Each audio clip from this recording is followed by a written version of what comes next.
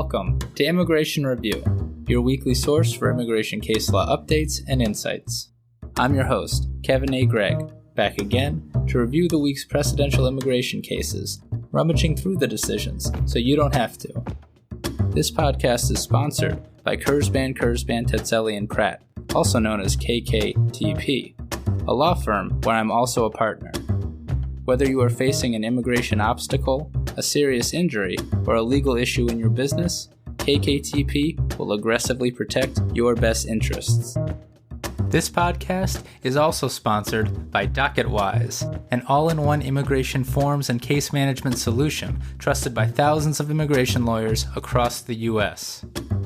I really like DocketWise. It makes immigration applications easy by allowing the clients to provide information through simple online questionnaires that are shareable by text or email and available in multiple languages. Not only that, DocketWise provides a comprehensive group of case management features, including invoicing and calendaring, secure messaging, task management, and a lot more. You can learn all about DocketWise and receive a 10% discount on your subscription by heading to docketwise.com/immigration-review, so they know we sent you. And as always, this show does not constitute legal advice and has no bias other than to keep you up to date and to enable you, my dear colleagues, to excel in court. So, without further ado, let's start the review.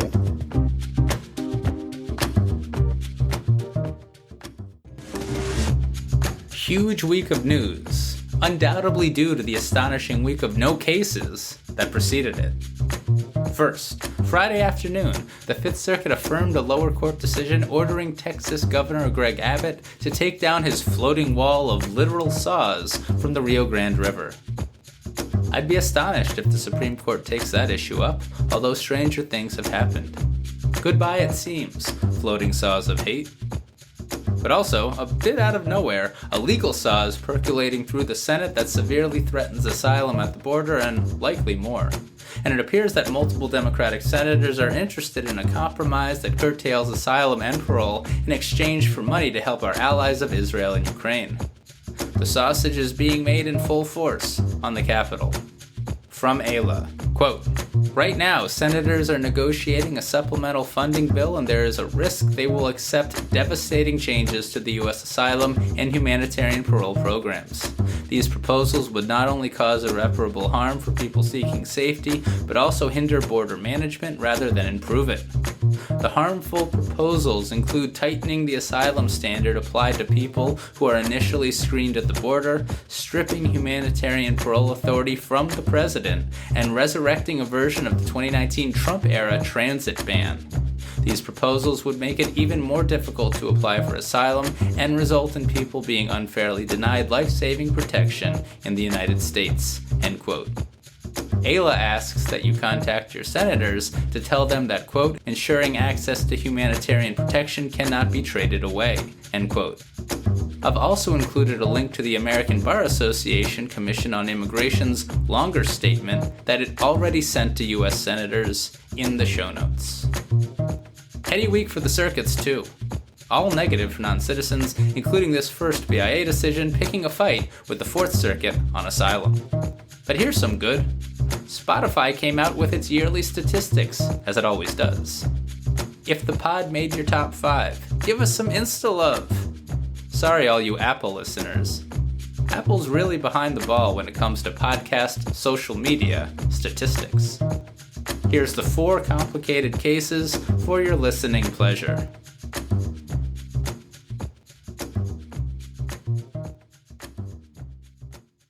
So, our first case is matter of MRMS, published by the BIA. After much back and forth over the years, the BIA is back with an asylum decision that regards family membership, and it's not a great one for non-citizens. The respondents are a family from Mexico. Looks like they're the children of the family, and in Mexico the whole family lived with the lead respondent's grandson. Seems like the lead respondent's case isn't actually being adjudicated here, and that this is more about the children who have their own asylum claims. As the BIA frames it in Mexico, quote, a criminal cartel forced them off their land because the cartel wanted the land for its own purpose. The cartel killed the lead respondent's grandson for unknown reasons, although the respondents believe it was related to the cartel's effort to obtain their land. The cartel also forced other families off of land in the same area, end quote.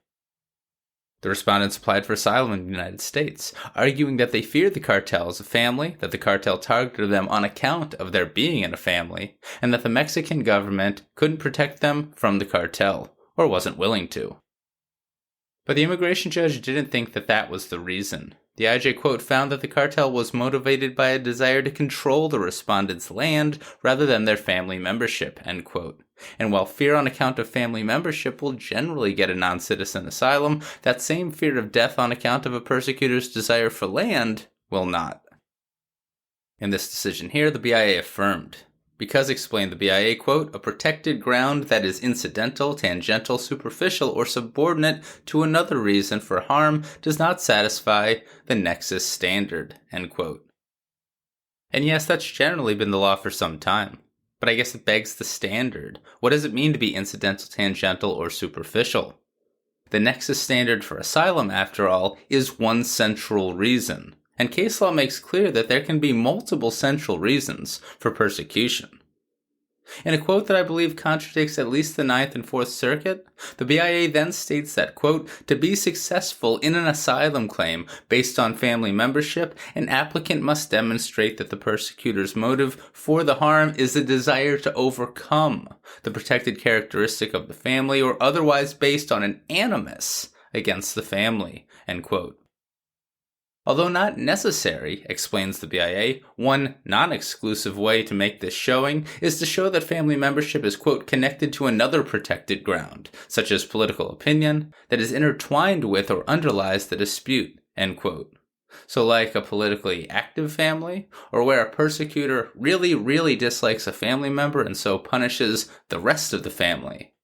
Citing Perez-Sanchez v. U.S. Attorney General from the 11th Circuit for that latter point. But gang or cartel fears, which are the majority of cases it seems coming from Central America, that are based primarily on, quote, financial gain and furthering or preventing interference in a criminal enterprise, end quote, appear not to cut it, in most circumstances, to the BIA. The BIA recognizes that the reason for persecution is a fact-intensive and fact-dependent inquiry. In a sweeping statement, the BIA then states that, quote, if a persecutor is targeting members of a certain family as a means of achieving some other ultimate goal unrelated to the protected ground, family membership is incidental or subordinate to that other ultimate goal and therefore not one central reason for the harm, end quote.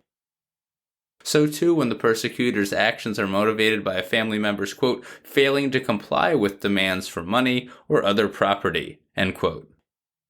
Still not quite sure what the BIA believes the terms incidental, tangential, or superficial mean in the general sense, but here you go. The BIA recognizes that this holding does not align with at least the Fourth Circuit, but it apparently aligns with 10th Circuit precedent, and this case arises in the 10th Circuit. Plus, the BIA disagrees with the Fourth. Quote, the question asked under the Fourth Circuit's approach, why an applicant and not others is targeted, is relevant in evaluating the reasons for harm, but it is not the end of the analysis, end quote. No cite to Brand X, though, so I guess the law in the Fourth Circuit and any other circuit that agrees with the Fourth Circuit remains, notwithstanding the BIA's decision here. In this case, the BIA believes the family's persecution was about control of land and not about family membership. Quote, although the cartel forced the respondents and others from the land, the record does not indicate that the cartel held any specific animus against the respondents' family apart from their occupation of the land, end quote.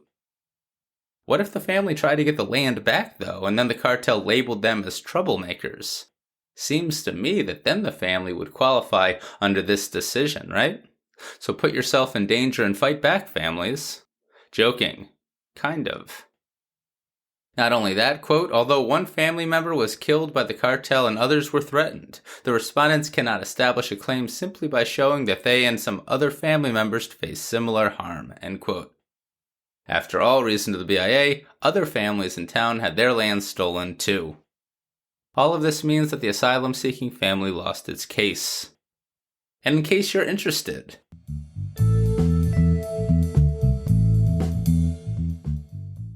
in a footnote, the BIA recognizes, as it must, that the nexus standard is lower in the 9th and 6th circuits for withholding of removal. Those circuits for withholding of removal only require that the protected ground be a reason, not one central reason. Therefore, in those circuits, and any other circuit that I've missed there, it seems pretty clear that even with this decision, quote, family membership can be a reason for the claimed persecution, even if it is merely incidental or tangential to some other motive, end quote. And that is matter of MRMS.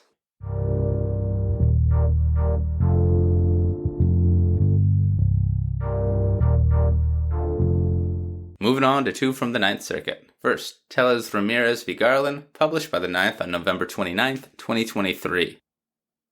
This case is about controlled substance trafficking and aggravated felonies. Recently, the podcast was described on LinkedIn as a, quote, take no prisoners approach, end quote, to case analysis.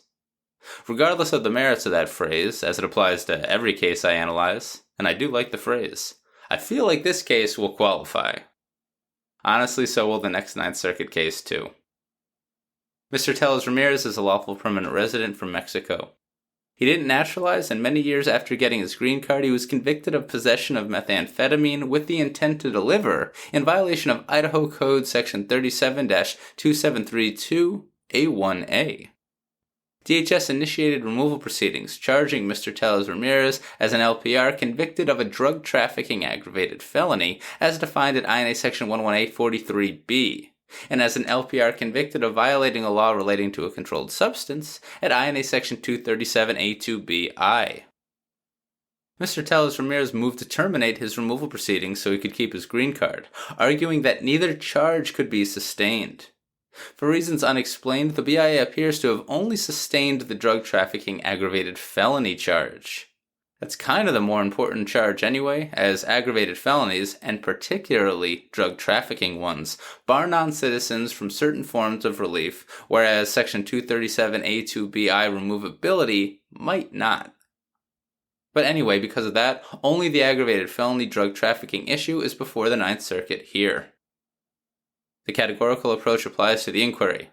To satisfy it for I&A Section 11843B drug trafficking aggravated felonies, not only must the Idaho offense necessarily include a substance listed in the Federal Controlled Substance Act, but the Idaho offense must necessarily include a trafficking element. Right off the bat, the Idaho offense fails the first prong. Idaho's Controlled Substance List is broader than the Federal Controlled Substance Act, or CSA, as is often the case. At a minimum, in Idaho, that list includes butyl nitrate, while the federal CSA does not. Rock on. But that just means that we go to the second step of the categorical approach. Is the statute divisible in Idaho vis-a-vis the drug an individual intended to deliver, such that the modified categorical approach applies, and the 9th Circuit can look to the conviction documents and see that methamphetamine was at issue, which is listed in the federal CSA. Restated, are the Idaho drugs divisible elements, or are they merely meaningless means? They're elements, said the 9th Circuit, so the modified categorical approach applies. It didn't matter to the 9th Circuit that large swaths of drugs in Idaho entail the same punishment, no matter the type of drug.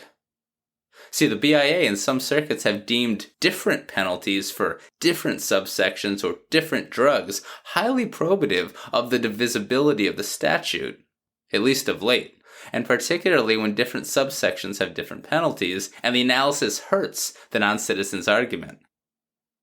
But as the 11th Circuit recently said, the reverse isn't necessarily true. It's not necessarily the case that identical penalties for different conduct and different possession of different drugs precludes divisibility, even if different penalties for different conduct will likely establish divisibility. Sigh. To be fair though, that's not quite what the 9th Circuit held. The issue here appears more nuanced, they really always are.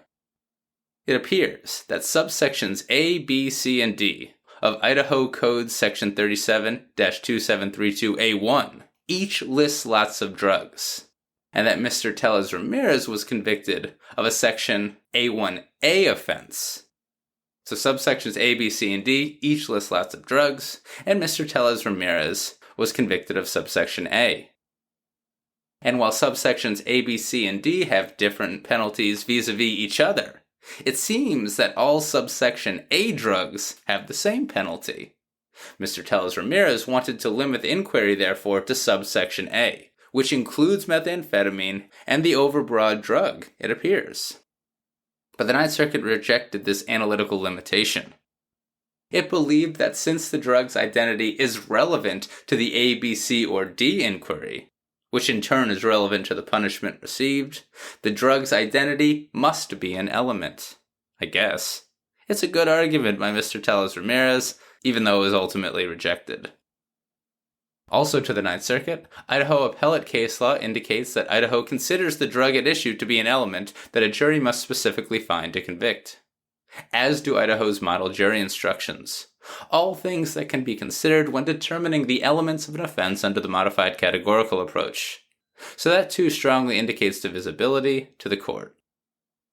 Applying the modified categorical approach then, the Ninth Circuit saw that the substance was methamphetamine, a federal CSA-listed substance. What about the argument that Idaho's meth definition is itself overbroad because it includes overbroad isomers? Not made here, and an open issue in the Ninth Circuit, if I'm not mistaken, which I never am. Always am? How would that double negative work? Was I literally just mistaken?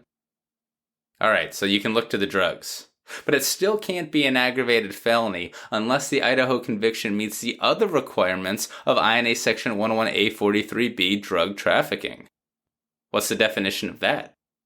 Well, for federal drug trafficking purposes, explained the Ninth Circuit, the state criminal statute must require that the, quote, defendant either know specifically what the substance is, even if the defendant does know that it is a controlled substance, or must know that the substance is illegal to possess, even if the defendant does not know what the substance is, end quote.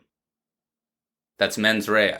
And Mr. Tellez-Ramirez very intelligently argued that this mens rea does not match because more substances are covered by the Idaho law.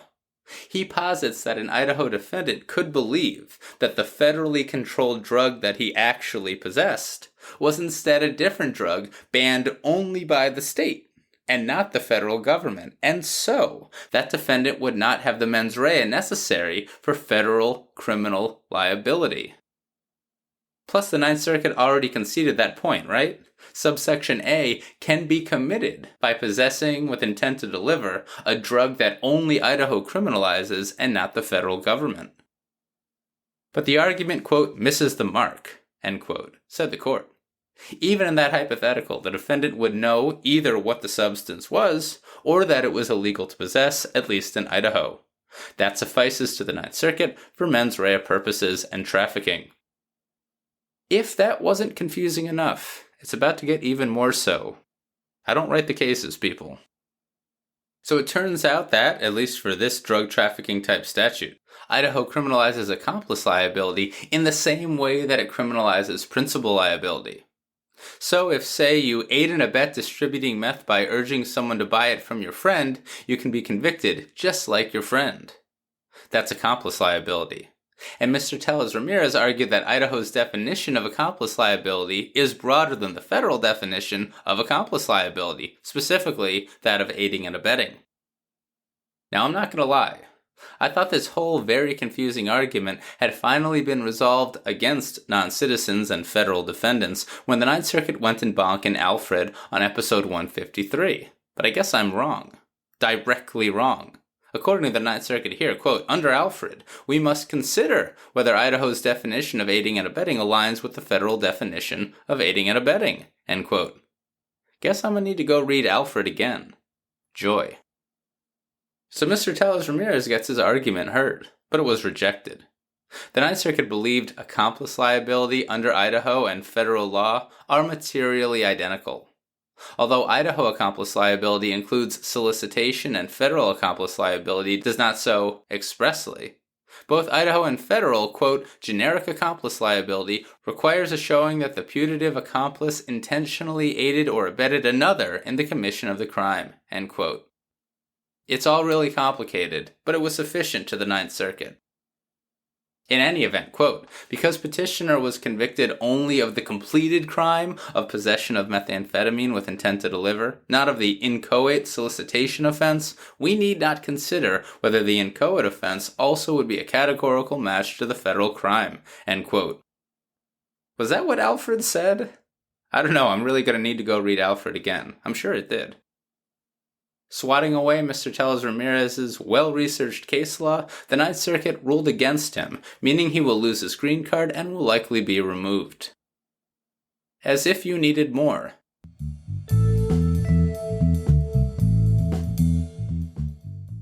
Apparently, according to the Ninth Circuit in a footnote, it remains an open question in the Ninth Circuit whether the drug, quote, comparison should be made as of the time of arrest, the time of conviction, or the time of the underlying conduct, end quote.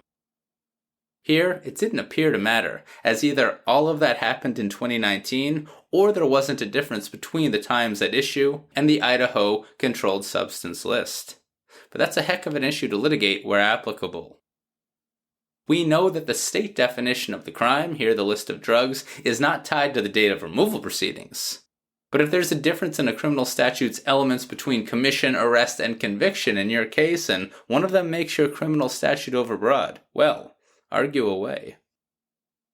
Also, at least in the 11th Circuit, doesn't mere delivery and so intent to deliver lack a trafficking element? Because there need not be any remuneration? Someone can deliver the drugs for free, meaning that it's not trafficking? Spaho and Gordon, right, Miami folks? Unsure if the argument was made here or if that's the case in Idaho too, as things got confusing in the final paragraph of this decision where the Ninth Circuit was just kind of swatting away arguments. But woof. And that is Tellez-Ramirez v. Garland.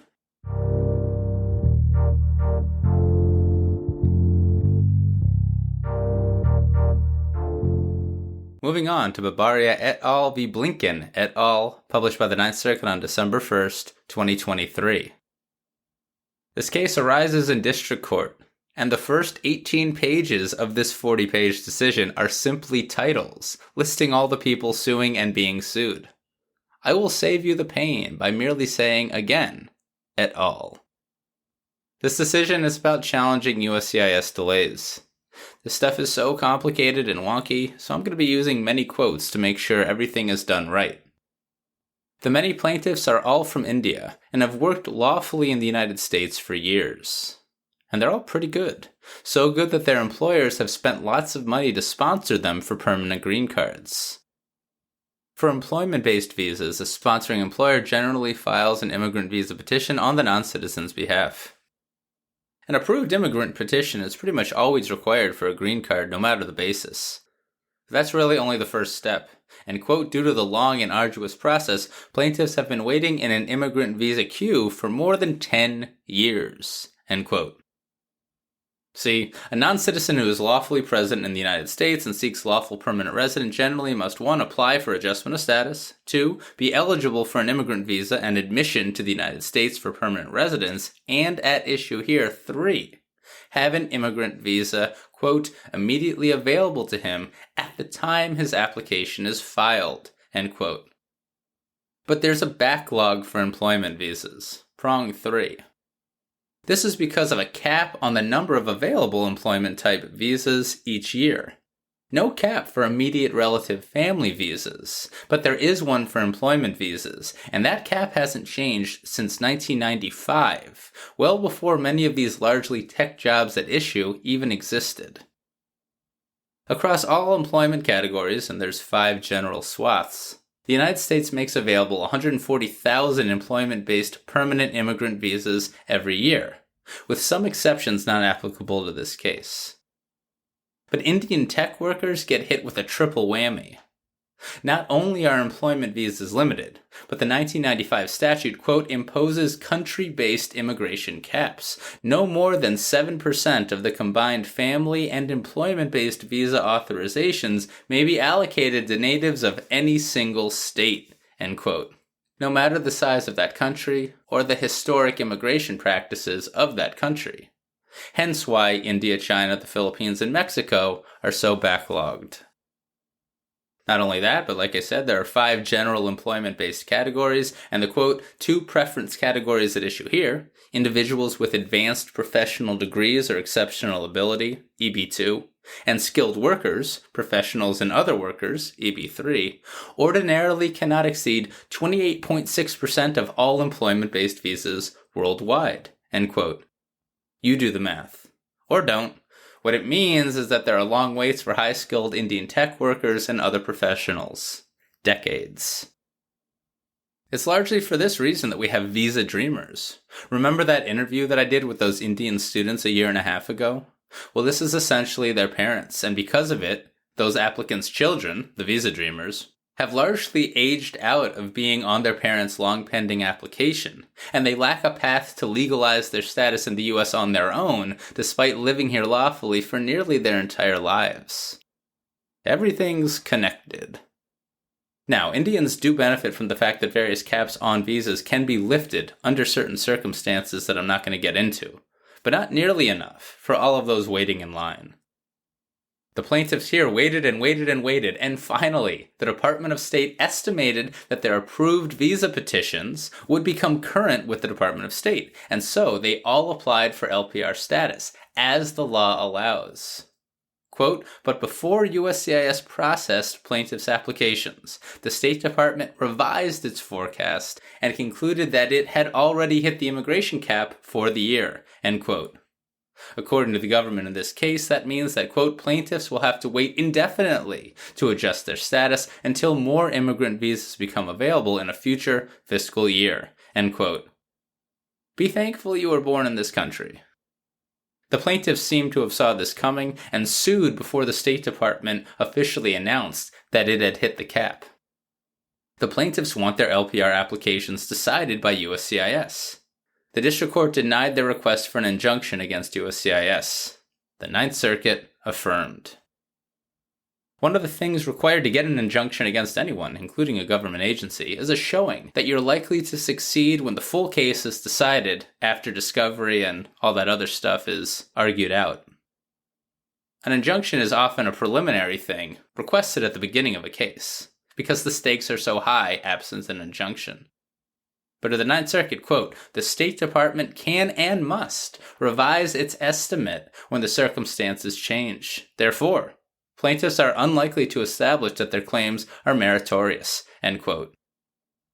The Ninth Circuit doesn't think that the plaintiffs are going to win on the merits at the end of a case, so they're not going to grant an injunction at the beginning of a case. Pretty much tanks the whole thing for plaintiffs. Why, you ask? 8 CFR Section 245.2A5II precludes the Department of State or USCIS from approving an adjustment of status application unless and until their, quote, immigrant visa number has been allocated, end quote. That's a regulatory argument. And again, it doesn't apply to immediate relative petitions, like where a spouse or an adult child is petitioning for a non-citizen. But it's a big deal for the employment categories and the lesser family categories. Those visas get backlogged for those categories, and the visas aren't available for a long time in certain circumstances, like those at play here. Plus, by statute, a non-citizen's admission as an LPR is current as of the approval date, and only at that point does the U.S. government then reduce by 1 the amount of employment-based visas available. Ipso facto, reasoned the Ninth Circuit, the visa bulletin from the Department of State must be current and visas must be available for employment-based green card applicants on the day they apply and on the day that their application is approved. The Department of State's estimation, and all the thousands of dollars of fees and attorney time that follows by applying to adjust status because of the State Department's estimate, in essence, isn't worth much. Crazy system. Essentially, the plaintiffs here are caught between a rock and a hard place. If they didn't file when the State Department estimated that they could, and that a visa was available, they would have definitely missed out, perhaps by years, because those visas totally would have been scooped up by others. But as it turns out, they wasted lots of time and money in doing so because those visas turned out to not really be available anyway. How's this all work? Well, every month the Department of State publishes final action dates, the date for which the Department of State has determined that a visa will become unavailable based on how long, or how short really, a non-citizen's visa petition has been pending. But, quote, if the State Department anticipates being able to accommodate all visa petitions chargeable to a country and preference category, it lists the final action date as current, end quote. More generally, quote, current refers to a priority date earlier than the final action date, i.e. a priority date for which an immigrant visa is immediately available, end quote. It's very complicated, but suffice it to say, when a visa category is listed as current, everyone waiting should get their application adjudicated because now the Department of State thinks that there will be enough visas. But you better act fast when the State Department lists a category as current because it can retrogress. That is, the final action date can go backwards and become non-current the next month. And that's what happened here. Quote, final action dates are only estimates, end quote. And in essence, to summarize lots of pages of analysis by the 9th, they don't bind the Department of State if in reality the US government runs out of visas during a given year, contrary to its estimate. Applying all of this to the plaintiffs here, they all had approved EB-2 visa petitions, apparently, filed between 2012 and 2014, and they all became current for a time in September of 2022. But then the date retrogressed. They weren't current anymore, and their priority dates between 2012 and 2014, when they were filed, were no longer current. I remember that time. It was a crazy and somewhat dangerous time to be an employment immigration attorney, because the Department of State reached its limit, apparently, on September 6th. So the visas were current for like 6 days. And then it all retrogressed in October 2022. Even though the plaintiffs had a visa available to them when they sued, the Ninth Circuit didn't see a case. To the court, the plaintiffs are asking for something that immigration doesn't allow, a decision on their actual LPR applications without a visa being current at the time of adjudication, even if a visa might have been available when they filed suit. Now true, I&A Section 245A, the Adjustment of Status statute, doesn't expressly require that a visa be available at the time of approval, but the Ninth Circuit reads I&A Section 245B as assuming that one is. To the extent there are gaps in the statutory scheme, the Ninth Circuit saw the regulations filling it as reasonable enough. Again, the arguments are complicated and smart given the attorneys on both sides, but that's the gist. Like so many other things, to fix this issue and obtain the workers that many big employers in the US believe that we need, at high salaries by the way, comprehensive immigration reform is needed. The Ninth Circuit concludes by stating, quote, despite lawful employment in the United States for more than a decade, plaintiffs still have no clear indication of when their application for a green card will be approved. The long immigrant visa queue imposes significant hardship, and plaintiffs are understandably frustrated. But in this instance, relief must come from action by the executive and legislative branches rather than the judiciary. The district courts properly denied injunctive relief, end quote. And that is Babaria et al. V. Blinken et al. Did you say a Blinken?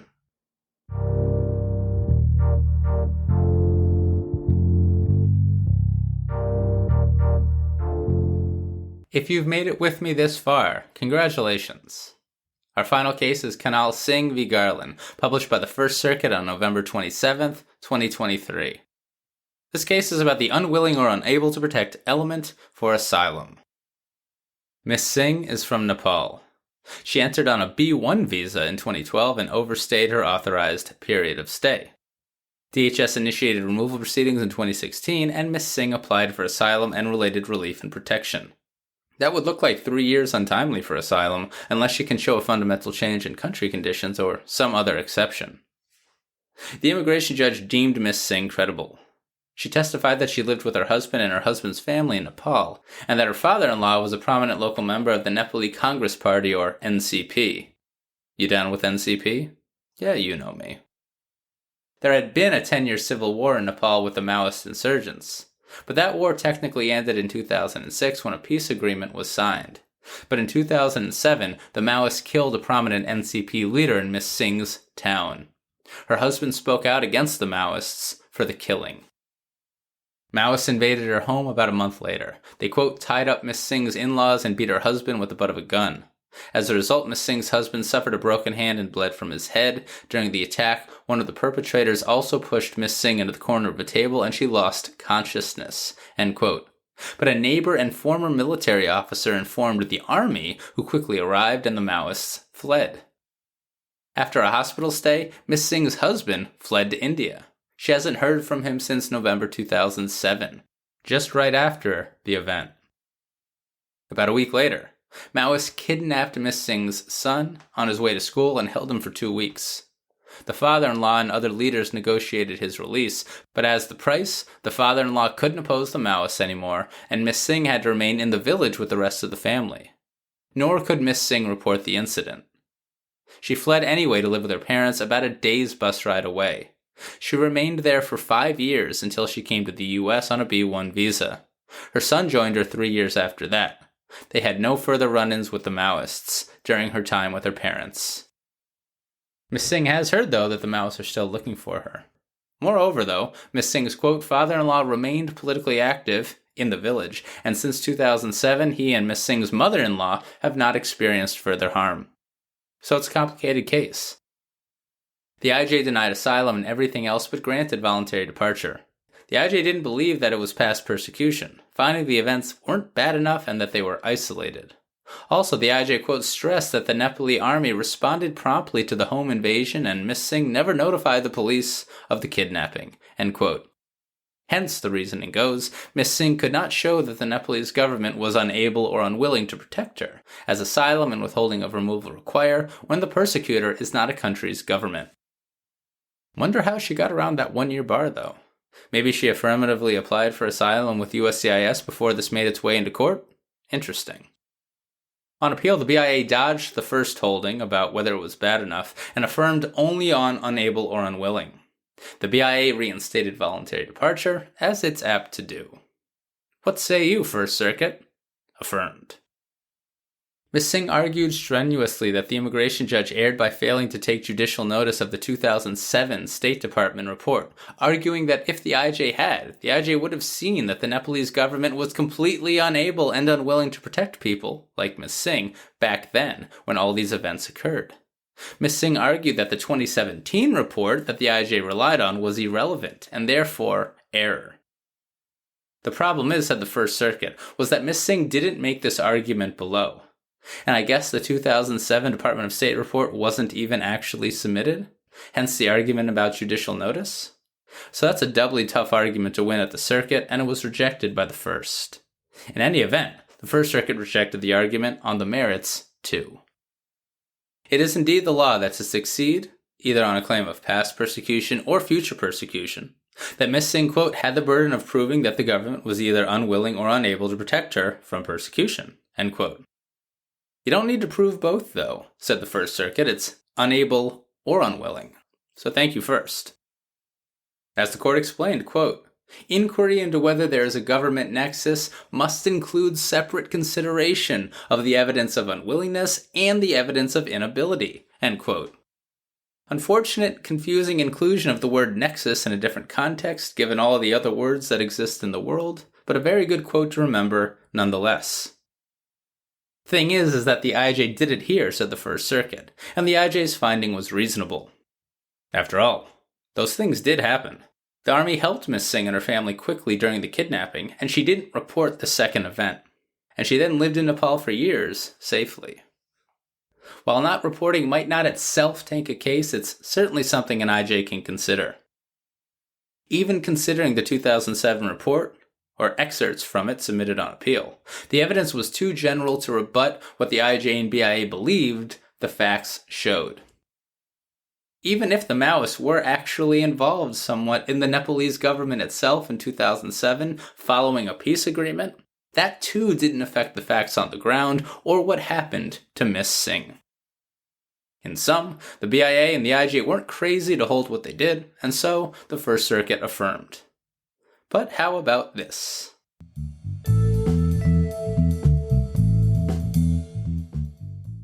Importantly, and as the First Circuit notes at length in a footnote, Miss Singh did not argue that actually the Maoists were the government because they were part of it in 2007. That would have been a different argument from the one being put forth here, that the Nepalese government was unable or unwilling to protect her. In the first circumstance that I'm talking about, it would be the government itself that was persecuting. The argument wasn't made by Miss Singh apparently, but off the top of my head, there's some favorable precedent from the Ninth Circuit involving India's parliamentary system, if I'm not mistaken, explaining how lesser political parties involved in a shared government might be deemed government persecutors when its non-government affiliates persecute others. To be remembered. Alright, fine, I went back and looked. It's Cower v. Wilkinson from episode 40. Remember Wilkinson? And that is Khanal Singh v. Garland.